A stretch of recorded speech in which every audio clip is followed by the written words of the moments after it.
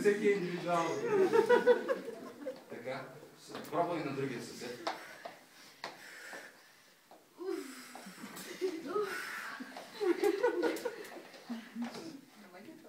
И точно в този момент по стълбите слиза един съсед, който живее на горния етаж, който ти отдавна харесва. Той слиза с кучето си и е много готин. Добър ден. И той ти каза добър ден, как сте? Добре, тук нещо стоя си така. Нали ли има проблем? Не.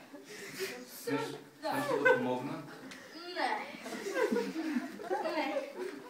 Вие правите фитнес. Да бе, тук да се бягаме нещо. Добре, приятно разтягане, аз имам на разходка с Джими. Чао. Точно така. Остава самичка и отново и се докучва страшно.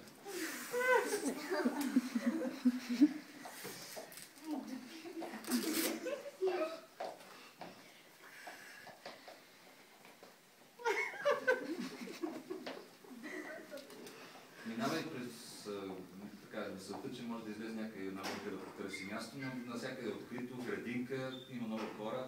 Абсурд. Сега интересно какво решение ще вземе вече от това. Да, така аз нямам представа.